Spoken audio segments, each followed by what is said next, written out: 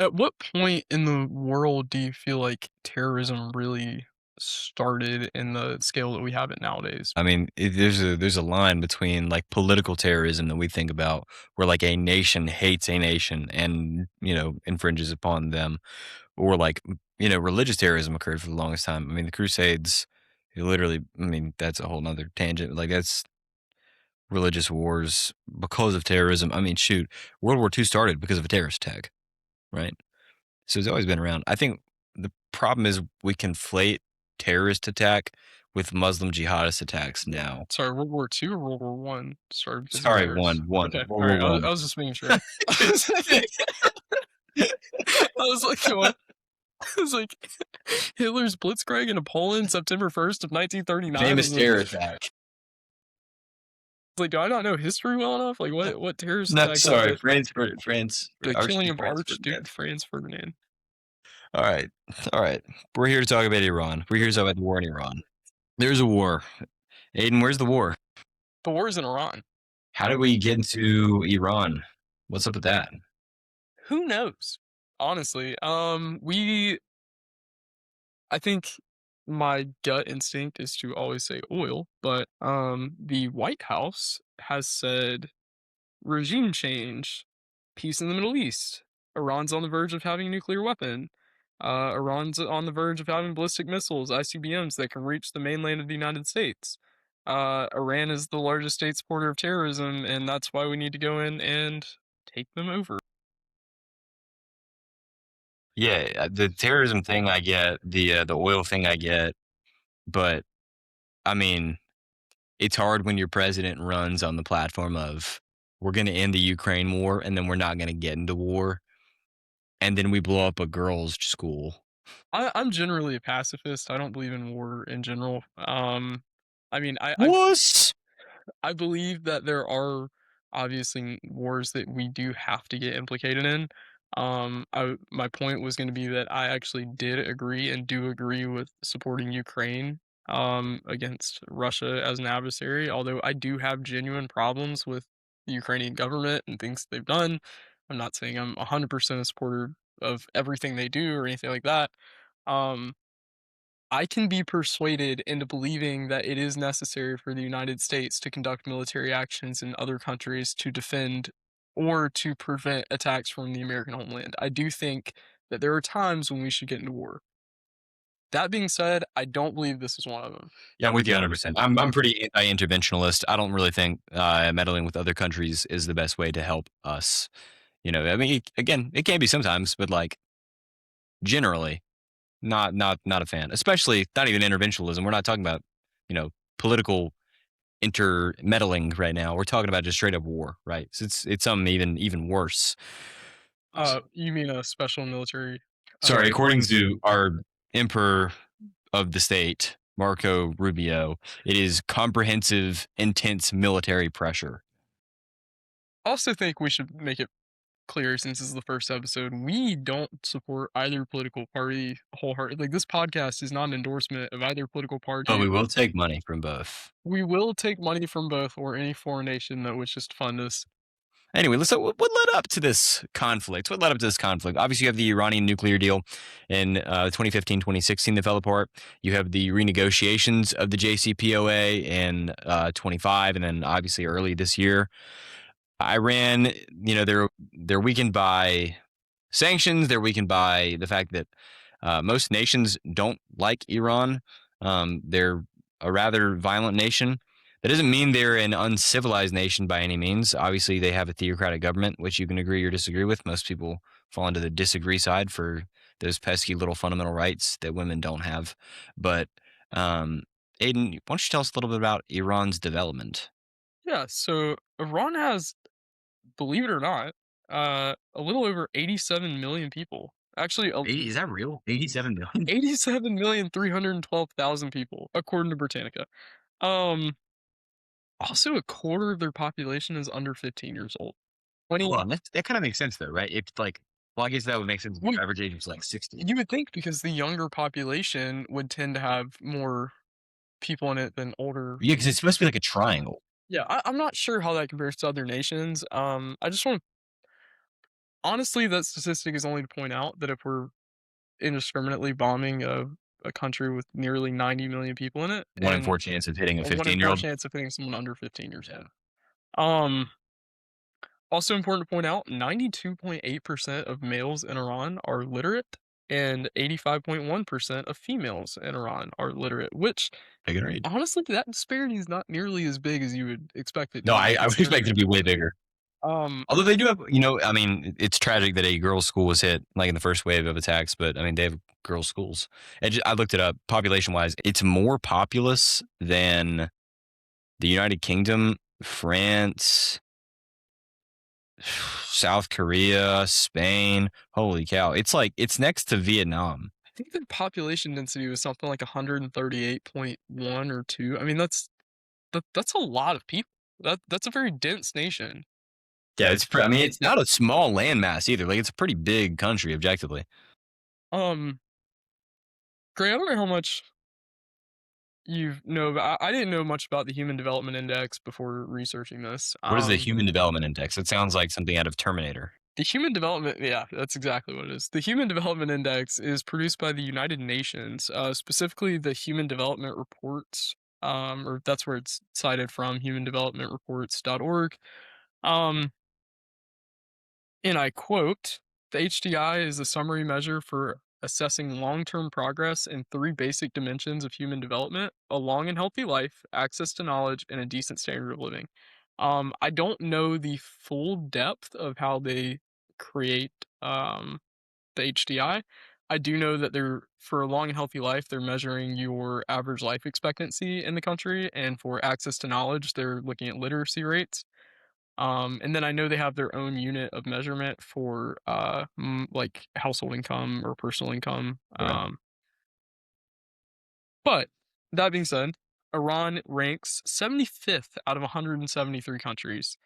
For reference, the United States ranks 17th, which might be a little lower than we'd want it to be, but I mean, obviously, that's higher than Iran. That's what most Americans would Dude, I expect. would hope we're more developed than Iran. Well, the funny part is, um, Russia is 64th. So Iran is only 11 places behind Russia, and you're like, well, that's close, but no cigar. Well, China's 78th. China is three Wait, spots. China's lower? China is lower on the HDI scale than Iran is.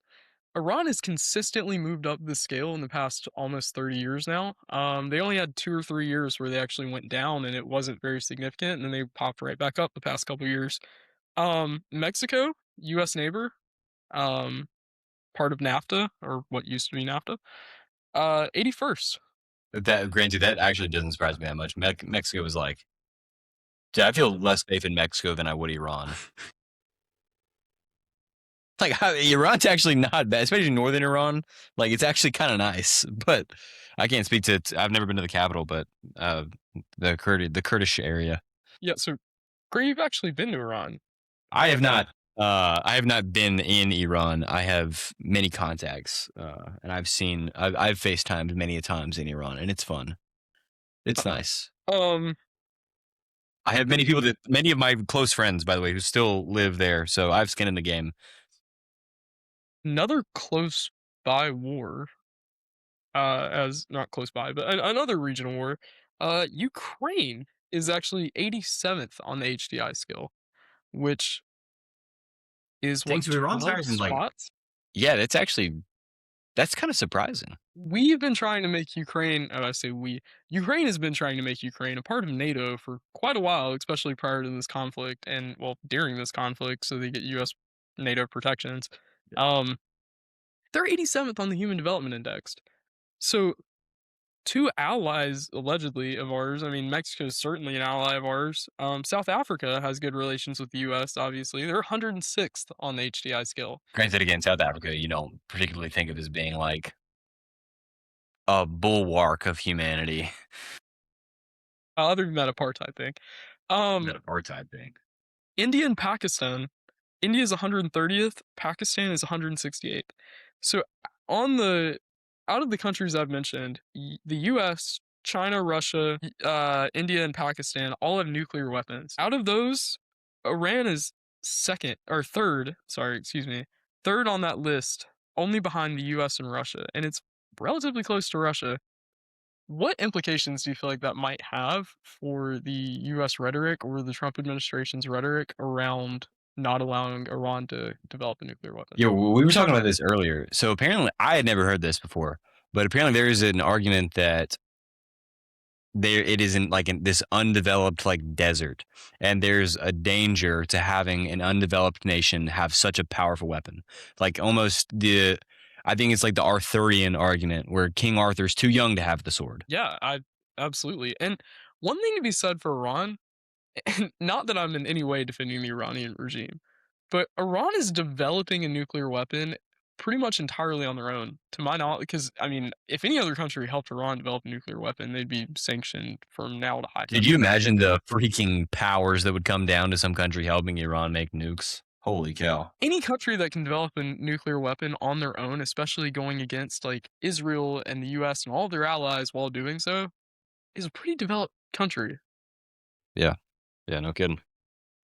That is again, that's not an endorsement of like, all right, well now they're this this progressive liberal bastion that we liberal capital L liberal classical liberalism, I mean, not politics. yeah, neither one of us would ever agree with their theocratic form of government, their Islamic law regarding women or I human mean, rights, or I mean, there are plenty of things that we have problems with Iran as a government structure, but they're not just a desert country with no development. yeah, it's not like this godless place where nothing exists. We're both law students, right? So there's this thing called the World Justice Project run by the United Nations. It's by lawyers and judges across the world that calibrate a rule of law index. They define it as a rule of law as a durable system of laws, institutions, norms, and community commitment that delivers four universal principles, which are accountability, which is you can trust the government and private actors to act accountable under the law. An open government, the processes by which the law is adopted, administered, enforced, it's all accessible, right? It's all fair. People can get access to the government. It's just, the law makes sense, it's clear, it's stable, it's applied evenly and fairly. And then impartial and accessible justice, which is specifically like you're going to get an ethical, competent representative. You're not going to get put in this sham trial in a banana republic and just put on, death row, whatever. Of those rankings, Iran does not do very well in that index. There's 143 countries that they measure, and that's not just first world countries. Mali, Bangladesh, Zimbabwe, they're all on here. Sudan is on here. Sudan, famously unstable. But the Islamic Republic of Iran is 128th out of 143. Their low point is in the fundamental rights section. They are right next to last place, directly in front of Myanmar. So tough time to live in Myanmar, apparently. But Sorry, I only know that country by the name Burma. I, I will only accept Burma in this. dude, I'm not getting it. I know they get the British dudes with the jungle outfits. They go there. That's all I know about that country. Or you get canceled for the Myanmar hate. Dude, it's literally just Temple Run, the country. Sorry, I don't know. If you live in Myanmar, shout out. Wrote a ridiculously long paper in my IR class my freshman year at Clemson on Myanmar for no reason. So Are you serious? yeah, dude, Myanmar and the Uyghur Muslim Oh, is genocide. that where they're from? What? No, no, no, no. They were just two different papers Oh, I wrote my freshman year oh, IR I got class in nervous. college. Yeah, it was just such a weird such a weird pool. The coup in Myanmar that happened while I was in high school and the um Uyghur genocide in China, like two things I wrote about. So like Yeah, you've been I have a fun and nasty full of. amount of knowledge in those two random like spots, You're but just a cheerful guy. You love talking about happy stuff. genocides and coups. Nice. All right, so let's back to Iran. So, we talked about how we got into this. Obviously, there's a lot of like questions about why we're still there because you can see the implications. You see America's threat. Obviously, Israel compels America, right? Like Israel, every few months comes knocking on the White House and says they're close to a nuke. You have to come help. And this time, this time they won. This time they won. So we went. We listened. We I'm not gonna say bend the knee, but we listened to Israel and we attacked. Kiss the wall. You could say we kissed the wall, actually. And military action has been authorized. Obviously, it's been going on for a while now. It's not been a short conflict. Oil prices have gone consistently higher. Everyone feels the strain of that. The Islamic leadership has been rattled. American munitions are rattled. And it looks like we're like maybe even days away from boots on the ground deployment. Where do you want to go first? Because I have a few things I want to talk about. I'd love to talk about the Strait of Hormuz specifically. But where do you want to go, Aiden? I want to go. Well, okay, just quick point, and then I do think we should go straight to the Strait of Hormuz. Two quick points. One, with Iran's nuclear capabilities, and you'll probably agree with me on this. Benjamin Netanyahu The and goat. of something, has been claiming that Iran has nuclear and Lindsey Graham actually fun group He prefers McDonald's over Burger King's. has been claiming that that's We found that interesting. on the Nelk podcast. That's great. He's an alumni. Um, he's an alumni of this law school along with our sitting governor. Netanyahu. Lindsey Graham. Were you talking about Netanyahu? I was talking about Benjamin Netanyahu Oh, prefers. BB? You're talking about BB? Sorry. No, you're good.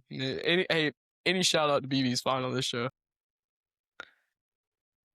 They've been saying that Iran is days away from having nuclear weapons since 1995. 1995. And this same administration that's using that as justification to be there right now said that they destroyed Iran's nuclear capabilities to a point of no return last year. Obviously, the Iranians are just better than they thought, right? Like you just got to you can't underestimate your enemy. So even though it was completely destroyed, no chance of coming back. It's kind of like a good cheesy basketball movie from the 90s. Like they're going to win anyway, you know? Hopefully not, but they made it back to the finals. I mean, I can say I don't believe that Iran was anywhere near having nuclear capabilities from here till the cows come home, but that being said, like, my opinion doesn't really matter. I think the intelligence agencies all would agree with me. I mean, Trump's own official just resigned a few weeks ago over saying that there's no justification for being in Iran. I don't think Iran was anywhere near capable of having ICBMs that could reach the United States homeland. I mean, on February 28th, Trump claimed that Iran had been building missiles that could soon reach the American homeland. But the U.S. Defense Intelligence reported last spring that Iran would not be able to develop a long-range missile until 2035. And now the administration's saying they were trying to put themselves, they're shifting the narrative, and they're no longer claiming that Iran was capable of having an ICBM that could reach the American homeland. Now they're saying that Iran was trying to develop defense systems to put themselves in a place of immunity where the damage they can inflict on the region would be so high that no one can do anything about their nuclear program or their nuclear ambitions, according to Marco Rubio on March 2nd. 4 days after Donald Trump claimed that ICBMs from Iran would be capable of hitting the American homeland soon, his own American intelligence agency said otherwise and said it would take about a decade. And I mean, that was a year prior, but that's American intelligence. And then Marco Rubio had to shift, and Pete Hegseth had to shift the narrative to say that they were just building ICBMs to, for defense purposes for the region. So I don't think either one of those justifications get us where we need to be to justify a war in Iran or a regime change. Yeah, I think the only tested missiles that we like know for sure is I think it max like a 4,000 kilometer range because they launched ballistic missiles at the US UK military base in Diego Garcia. That is like 2,500 miles. Miami to New York is 1,283 miles. So a round trip to Miami from New York would be Iran's missile cap, which is pretty far, admittedly. Not US far, but they're getting there. They obviously have their drone capacity, which is the biggest, like, you see how drones are evolving in the Ukrainian conflict, so that's going to be a problem. I don't think they're there yet, but it's not like they have nothing burgers that they're shooting at. They got missiles, but nothing that could reach the United States for now, at least. If they can't reach the United States with their ICBM capabilities, then why are we involved? I mean, ultimately, it's because we treat Israel as our ally, right? Like, if you ask the older generation, they're going to say Israel is our greatest ally, and plenty of polls show that opinion gets less and less favorable as you get younger. Baby boomers are almost 90% in support of that, and as you get down to Gen Z, I think it's like 20%. believe that. Obviously, more believe that Israel is an ally, but few believe that Israel is, at least few people our age, believe that Israel is like this rock of the United States' superiority in the Gulf states. There's theological or eschatological implications in that from especially, American evangelicals and on some level Zionists. We both have some type of I mean, my bachelor's was in it, you minored in very similar topics in college, we're both fairly religious people. Um, Yeah, I think one of the most interesting polls that it wasn't Pew Research. I can't remember who it was that put out. It might have been Public Opinion, but not public. I can't find it. I'll find it and I'll maybe link it or something. But there was this study they ran where they asked American evangelicals what they thought about Jews in Israel, and they love Israel. They love the state. They love the people. They love the Jews. They love the Muslims. They think everybody in Israel is great. And then when you asked Israeli citizens what they thought about American evangelicals, they were like, "We think they're horrible people and they're fat," which they're probably right about the fat part. But Israel doesn't seem to really, because if you understand the religious implications, they don't like Christians. So when did I grew up in a very, um conservative evangelical framework of believing that when the third that we're living in the end times and we're very and many Christians outside of the evangelical sphere believe something similar.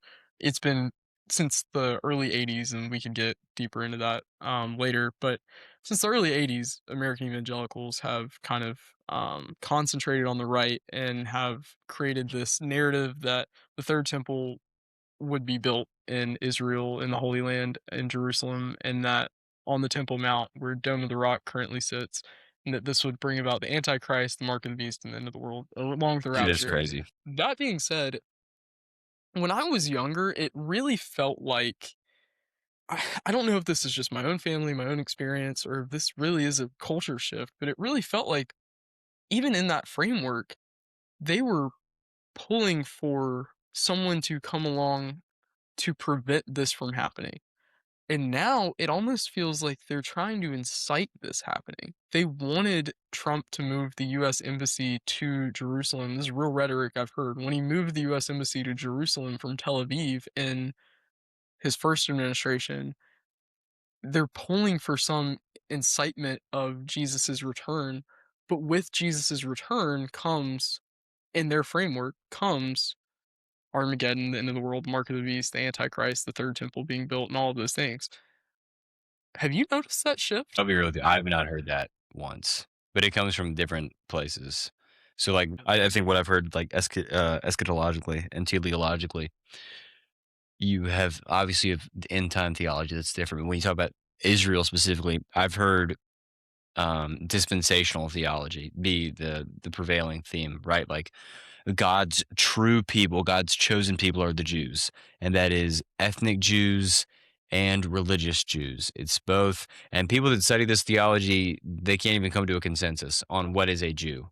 I taught a Revelation seminar in undergrad as part of my senior year senior seminar stuff. I can tell you that even in teaching that, the eschatology of a lot of these modern American right wing evangelicals, I don't even understand. And I grew up Because a lot of it's just similar. a lot of it comes from a place of unacademic, ungrounded theological ramblings that come from 1930s Baptist, Scofield Bible, etc.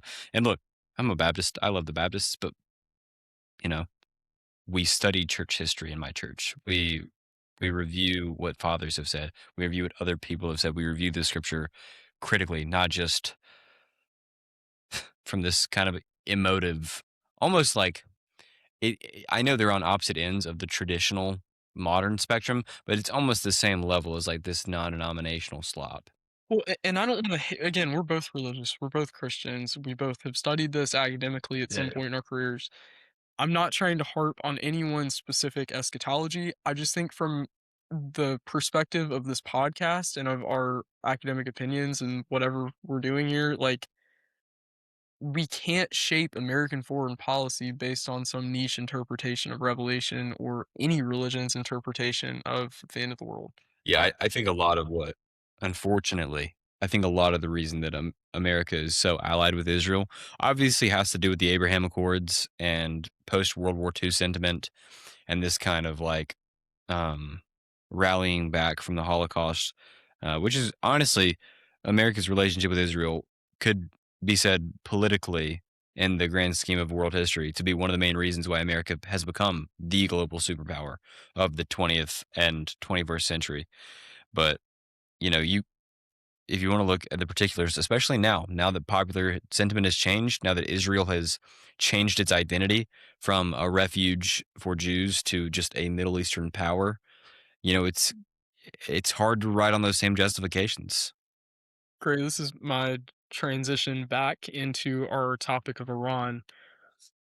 We often talk about American evangelicals and even non-American evangelicals often talk about Jews being located in Israel, which makes sense because of I mean, obviously that's the epicenter of the world for the Yeah. Jewish community. However, Jews aren't only located in Israel. There are 8 to 10,000 Jewish people in Iran itself. Iran is actually one of the largest hotbeds for Jews in the entire region outside of Israel. Yeah, they bombed a synagogue on Lord. It was on Passover, Yes, it was on actually. Passover. That's On right. Passover, the Israel, not the United States, bombed the Rafinia synagogue in Tehran. Um, they later came out and apologized and said that was not their Yeah, directive. dude, that's crazy. I mean, that kind of goes to show you that again, it's not really like this. That's the difference. Is you're dealing with a Muslim theocratic regime. Like Iran would, I'm not going to give them credit or anything, but I'd be surprised if Iran would bomb a mosque during Ramadan. I know that as Americans, we see these, Middle Eastern countries as entirely entirely one ethnicity or one Monoethnic. cultural monoethnic, great word, as a monoethnic society, but they're not. Israel has plenty of Christians and Muslims and people from other countries surrounding it who have immigrated in, like the Arab, Israelis. And same with Iran, even though we think of Iran as some, theocratic Islamic nation, they have plenty of other ethnicities who live in Iran, such as the 8 to 10,000 Jews located in Iran cities. Supporting one nation over another doesn't mean you're supporting one ethnic group over another, and I think that's a point that we often miss. Supporting Israel does not mean supporting all Jews globally. You're talking to baby boomer Christians right now. I am a little bit. I'm talking to the 3 people that might wander upon this podcast when they figure out how YouTube works. I by by indiscriminately bombing Iran, you're indiscriminately bombing Jewish Iranians. You're not 100% pro-Jewish by saying that Israel should indiscriminately bomb Iran. You are killing Jews in the process. If the children and the women and the innocent civilians isn't the pitch that works for you, then you plural, not Gray. Gray's not advocating for this. I'm actually Then I actually don't like when people die. Hot take, but that is a hot take. I not was a gonna say I just don't like when these people die. yeah. I don't like the men or whatever, but the women and children that does really get me. But if women and children aren't the pitch that works for you, how about 10,000 Jews being located in Iran's largest cities? It's you can't view it from a this monolithic sense that like it's not the same. You can't treat it as such. This is as much as you kind of want it to be, or I think certain people want it to be. This is not a religious war. It's a political war. And the United States should never get involved in a religious war. We cannot justify our foreign policy based on religion. We are not founded to be a Christian nation. We're not founded to be a Jewish nation. We're not founded to be an Islamic nation. Although the president did tweet out on, is it yesterday or this He had morning? something to say on Easter. Yeah, on Easter, he said, "Open the effing straight, you crazy bastards, or you'll be living in hell. Just watch. Praise be to Allah." President Donald J. Trump. I'm a big proponent of when someone tells you who they are, you should believe them. So when the dude tweets that on Easter, like I believe you. I You're it, listen, you can have nuanced political opinion that doesn't just evolve to I like Trump, I don't like Trump. There's more to it than that. But I mean, this is you. Gray, how do you generally label yourself politically? I'm a registered independent, but I've almost exclusively voted conservative for mainly social reasons, but there is some economic policy there too. But That's not to single you out. That's just to say it's just that to say, like, I like, dude, Gray Trump's ridiculous. Gray's not exactly a liberal by any stretch of Far the from it. not to box either one of us in any political category, but we're not exactly coming from this as the most progressive people on the planet. We just feel that when you gotta call a spade a spade. Yeah. I mean, again, like when a dude tells you who he is, you can believe him. All right. He also said in a different tweet, and I think this is or truth or whatever you wanna call him, "A whole civilization will die tonight, never to be oh, this is this morning, Oh sorry yeah, for the so we are filming this Tuesday. Actually, T minus 30 minutes if Iran ceases to exist or not, according to Donald Trump. Also, we're gonna find out real quick if Iran does have ICBMs, they can reach the United States. To This what's crazy this is too is all theoretical. it would be us. This won't even get published if, Iran does have ICBMs. Yeah, we're cooked. Um, he said, "A whole civilization will die tonight, never to be brought back again. I don't want that to happen, but it probably will." Gray, are we living in the dumbest timeline? No, but I will tell you what I'm gonna do. I'm gonna go on Polymarket and dump my life savings on Trump not doing anything. Uh, Well, because if you die, it doesn't matter anyway. exactly, right. Let's get to the Strait of Hormuz. And what do you want to say about the Strait of Hormuz? I think the islands in the Straits and in the Persian Gulf and in the Gulf of Oman are very interesting. But what do you want to talk about? Let's talk about how the Trump administration stated, if necessary, the United States Navy will begin escorting tankers through the Strait of Hormuz as soon as possible. No matter what, the United States will ensure the free flow of energy to the world. That was said on March 3rd. That is over a month ago. However, no international leaders have joined his proposal to create a military coalition to help secure that threat. He also called those nations cowards and threatened to take the United States out of NATO.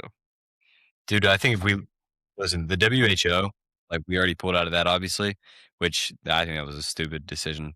Oh, by the way, the WHO came out and said that there have been over 20 attacks on Iranian healthcare facilities in Tehran.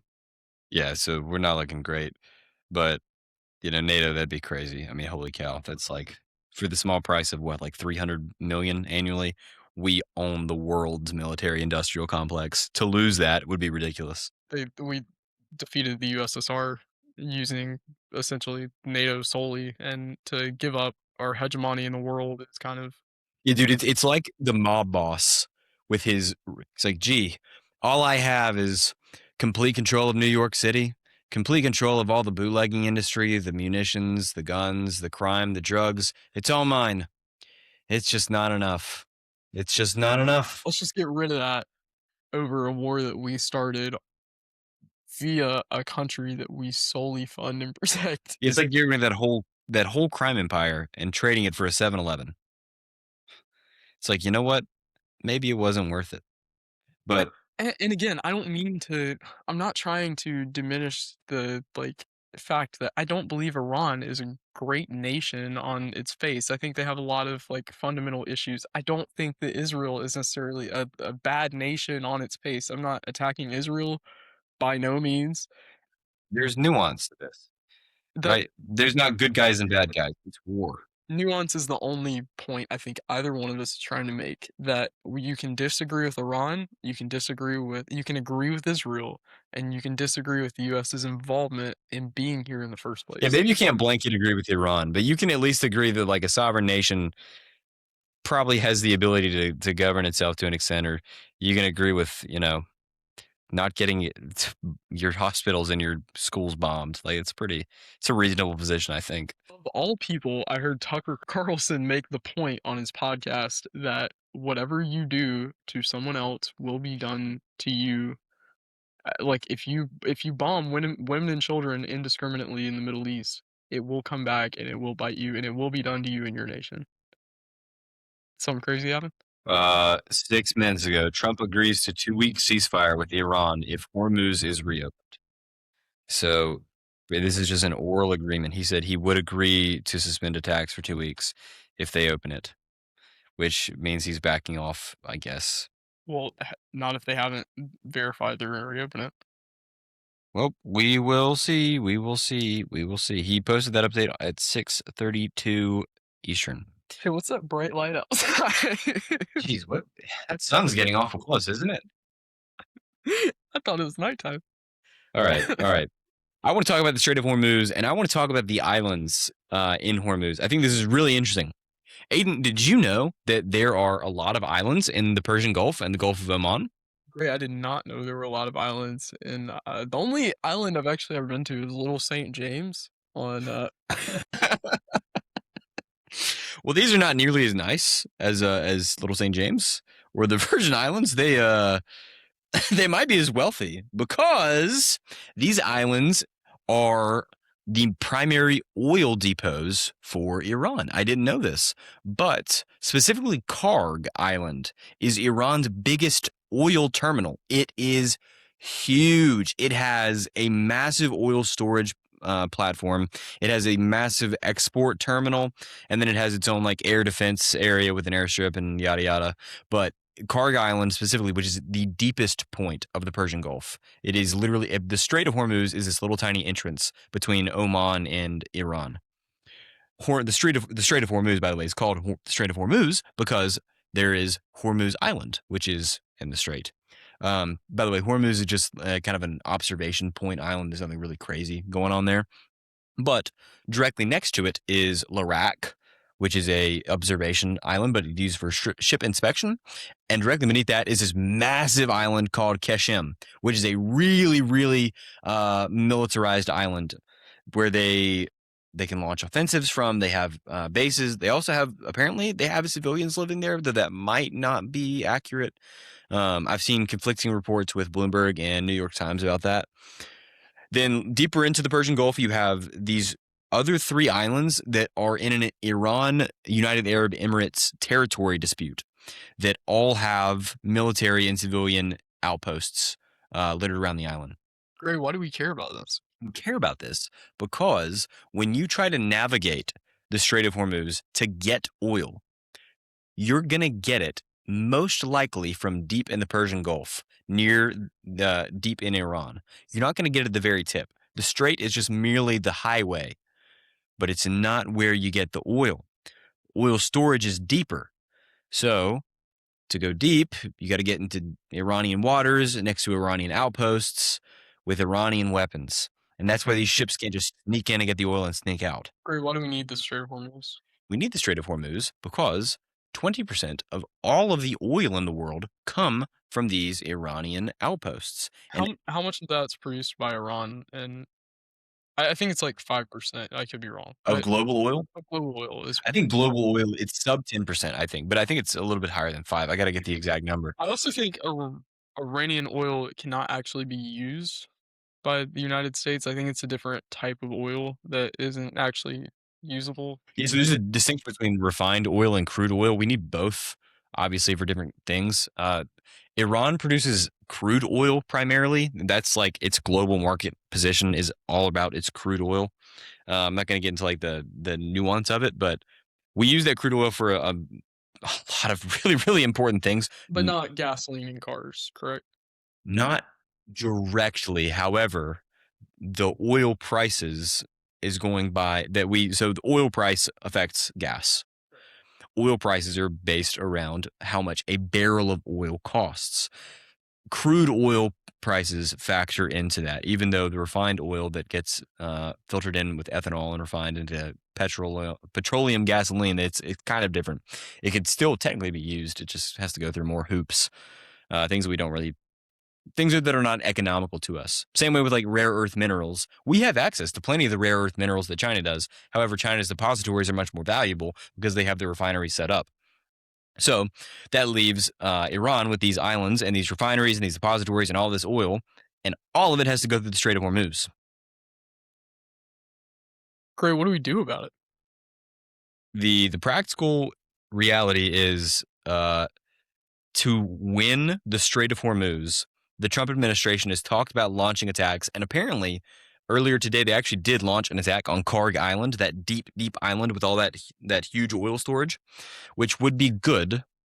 The problem is some military scholars have said that Iran may take a scorched earth approach and just burn all the oil rather than letting the United States get their hands on it. We often do that when we invade foreign nations in the past. We've often had that approach to their own oil. We've just had a scorched earth policy and just destroyed all of their oil reserves. I mean, that's something we've done over and over and over again. Yeah, we did So it with the oil fields in Iraq. we did. That was honestly where my mind was going, but I'm sure we have done it other times. That seems to be a pretty common American policy in these places.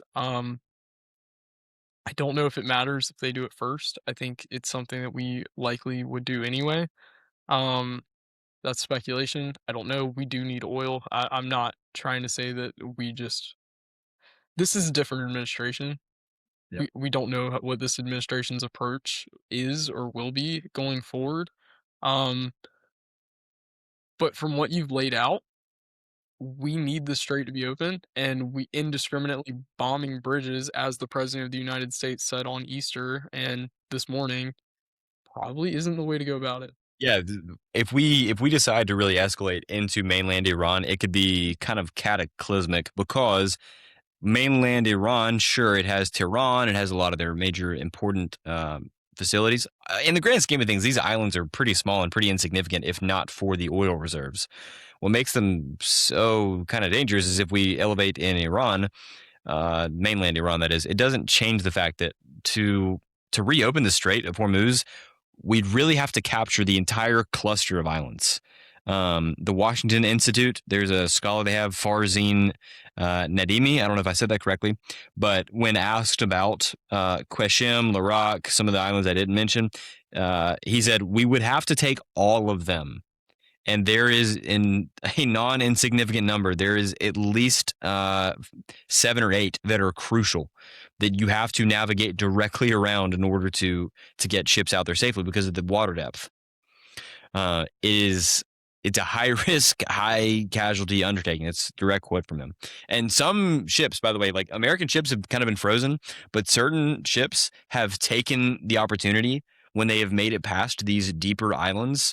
Like the deepest islands are Lavon, Kish, and Karak, like I said. But there's also these Abu Musa, Lesser Tanab, Greater Tanab, these islands in the middle of the Persian Gulf.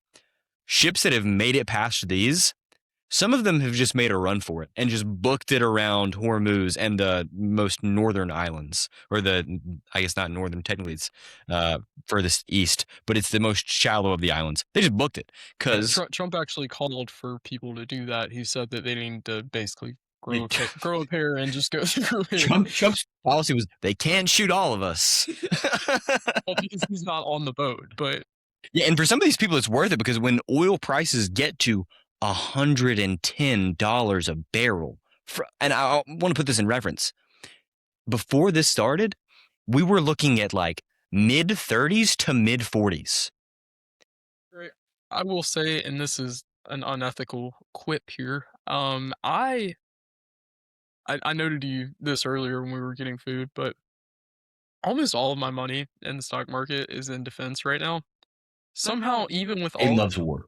even with all of this going on, I've lost money today. What?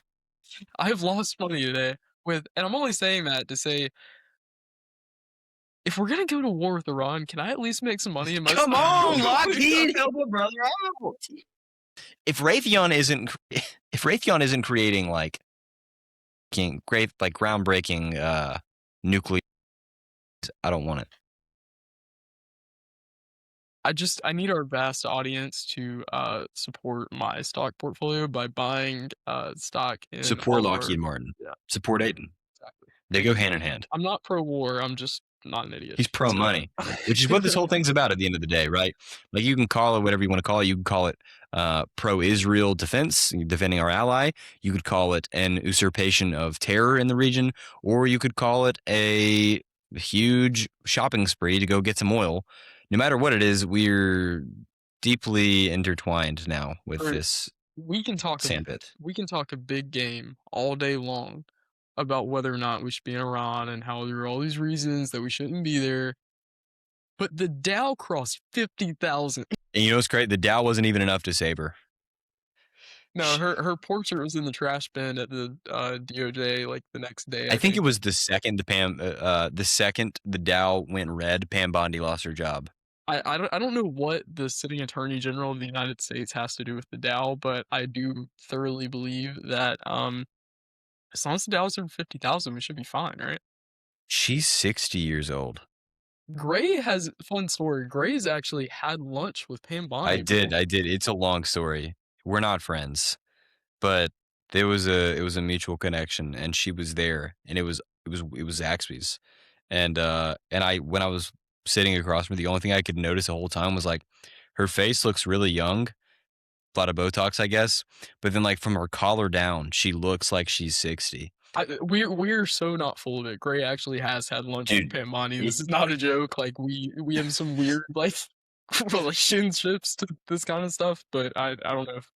it was before she was attorney general, mind you. They wouldn't let me after what I've done. After that attack that I had, sponsored. Great. How's the American public feel about this generally? Do we have any good statistics on that?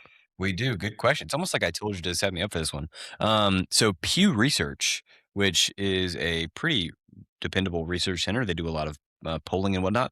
They did a poll where they try to get American sentiment captured around the Iran conflict. So they divided it partisanly with Republicans and Republican-leaning independents, and then Democrats and Republican or Democrat-leaning independents. Overall, it's about 61% of the US population disapprove of Trump's handling of the conflict, while 37% approve. Obviously, those numbers don't add up to 100% because there are not 100% of the respondents that answered that question. Uh, Partisan lines kind of decide on this issue exactly what you would expect. Among those who consider themselves Republican, 79% say they approve of how Trump is handling the conflict. If you look at the big and Democrats obviously strongly disagree, and Democrat-leaning independents strongly disagree.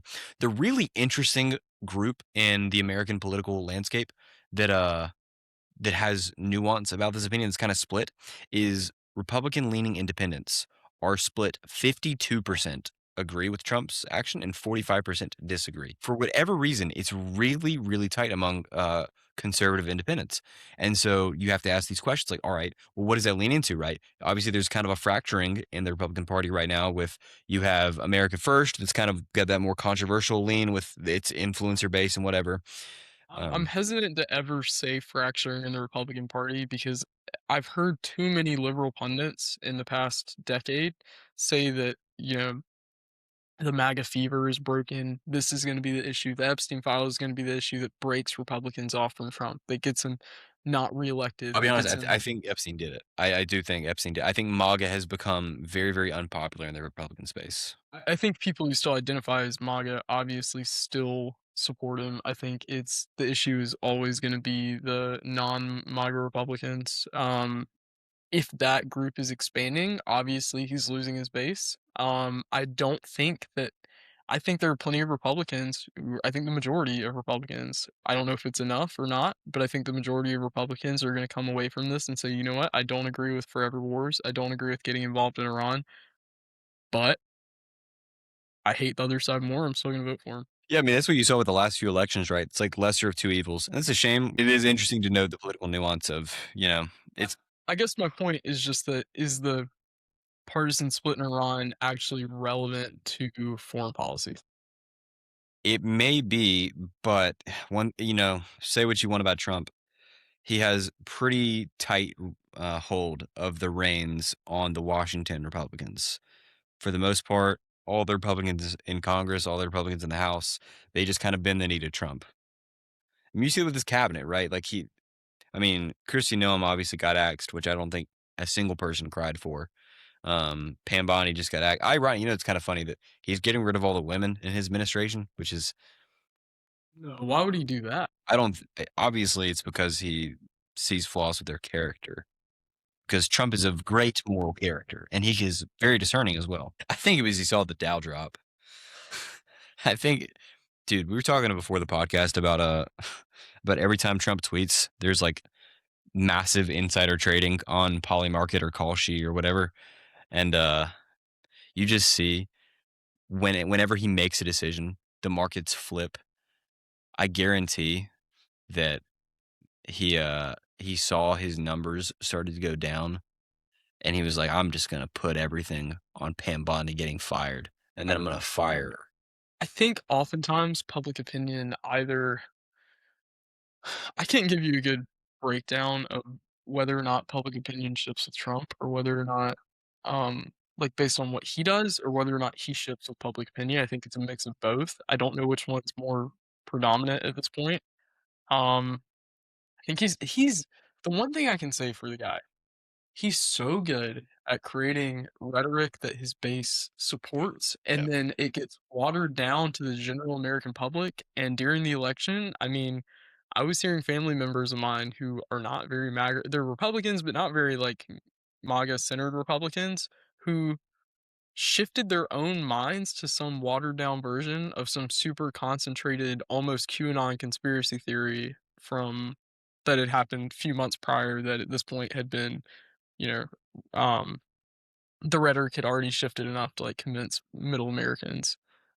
He's great at that. And I think Iran, if he hammers on Iran was going to have a nuclear weapon, we have to be here.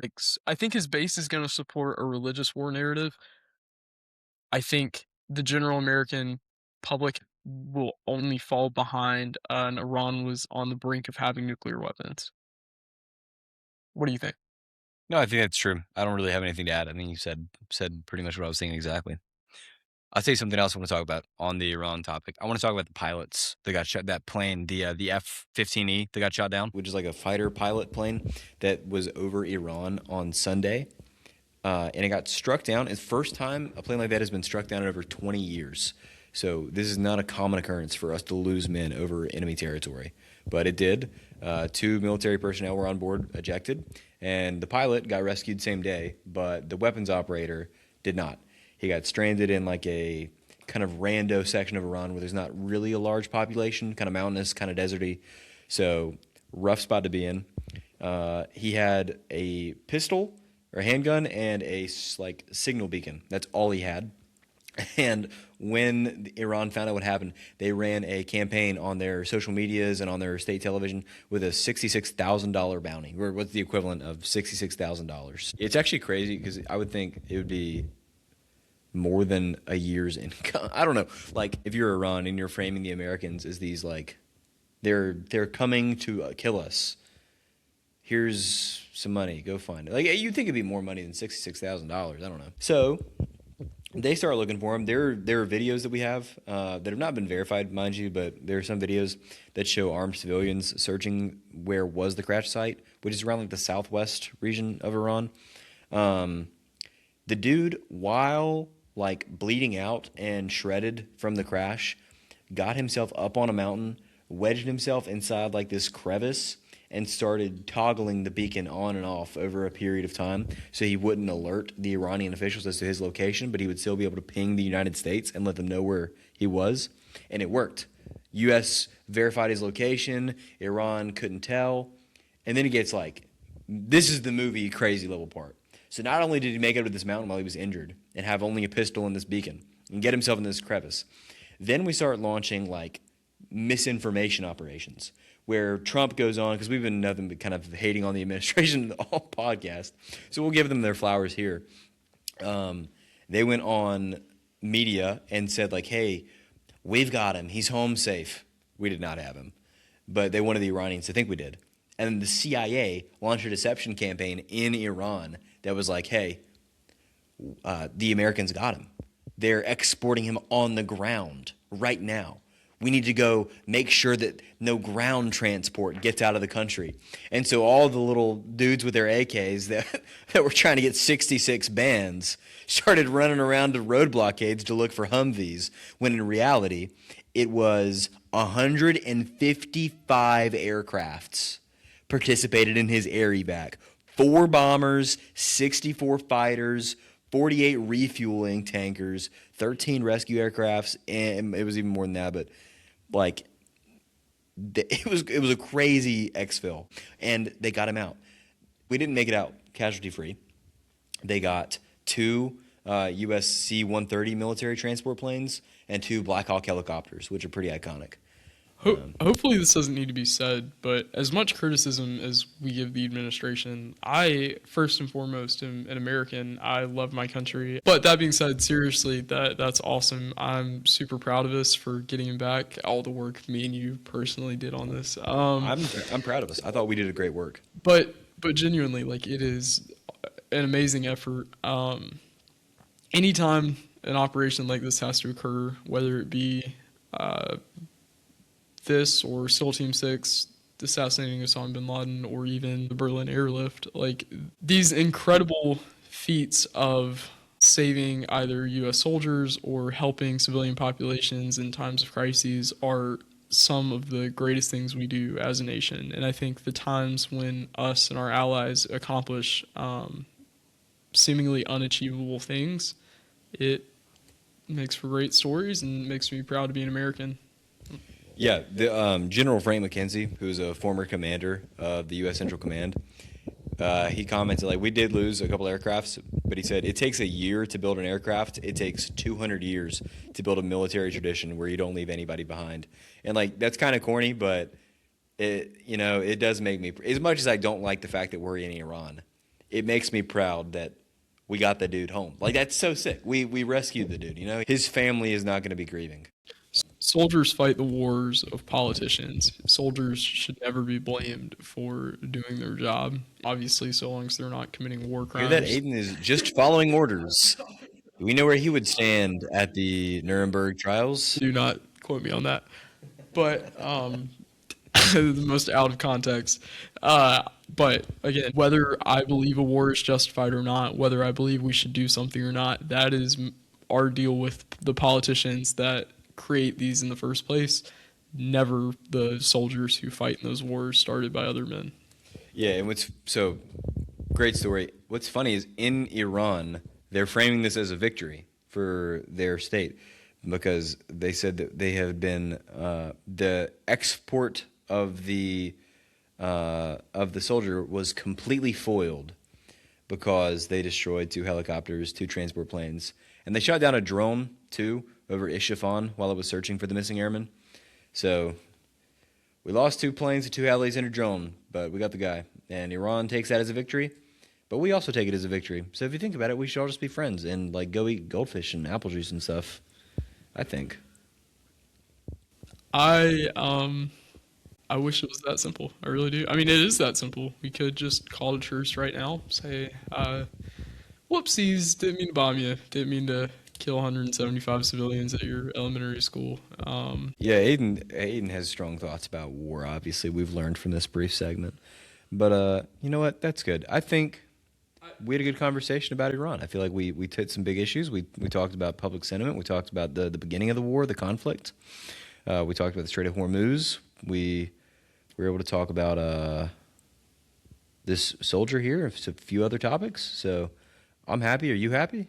I'm happy. I mean, I think we had a great first episode. I think we got to share some opinions, whether controversial or not. I hope we kind of set the tone for the rest of the podcast, and I really hope that we made sure to be as inclusive enough of all political opinions as we could, despite having our own preferences. I don't think we didn't chill too hard. Don't get me wrong. Like, I really tried to. Let's just say I'm a big fan of Xi Jinping, and I didn't try to make that too evident here, but hopefully we will get there. And I hope that non-fans of the CCP can still enjoy our podcast. I really hope he's being ironic, guys. I honestly don't know anymore. But I'm going to love the China episode, dude. I freaking love China. Dude, I know a gross amount of knowledge about U.S.-China relations. Well, we'll save the China ball knowledge for a later episode. Guys, thank you for listening to the Contingency Plan. This has been the Iran episode, and we will be back next week with an undisclosed topic, but we'll post about it. Mondays at 4 p.m. Eastern Time. Peace.